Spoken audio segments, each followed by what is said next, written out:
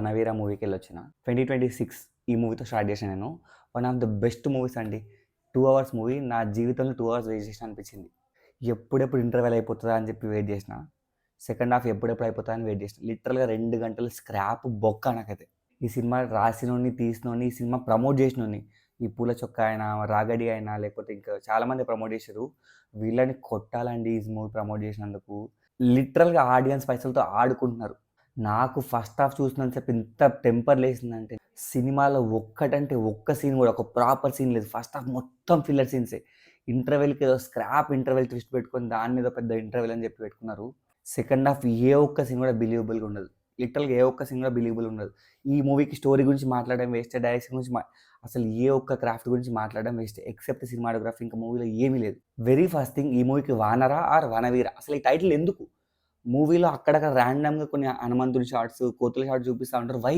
నేను ఇంకా టైటిల్ ఇంకా టీజర్ చూసి హీరోకి పవర్స్ వస్తాయేమో, హనుమంతుడి పవర్స్, దాని నుంచి లైట్‌గా హనుమాన్ మూవీ ఫ్లేవర్ ఉంటదేమో అనుకున్నా. బొక్క.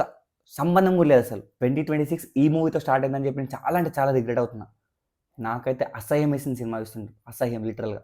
Routine outdated story, outdated villain, outdated songs, heroine పట్టుకొచ్చిర్రు మా బావమరదలని చెప్పి అది ఔట్‌డేటెడే. ఆ రివెంజ్ ఔట్‌డేటెడ్ రివెంజ్. ఆ పొలిటిక్స్ యాంగిల్ పట్టుకొచ్చింది. ఏ ఒక్క యాంగిల్ వర్కౌట్ కాలే. సినిమాలో కామెడీ ఉంటది. కామెడీ వర్కౌట్ అవ్వలే. ఎమోషన్ ఉంటది. ఎమోషన్ వర్కౌట్ అవ్వలే. ఫైట్స్ ఉంటాయి. ఎక్కడ కూడా ఒక గూస్ బంప్ ఫీలింగ్ రాలేదు. అన్ని ఎలిమెంట్స్ ఉన్నా ఏ ఒక్క ఎలిమెంట్ కూడా ప్రాపర్‌గా వర్కౌట్ అని ఒక కమర్షియల్ స్క్రాప్ ఈ 'Vanaveera' movie. I really want to understand అసలు ఈ మూవీలో కోతుల పర్పస్ ఏంటి? ఆ ర్యాండమ్ షాట్స్ ఎందుకు? Please explain.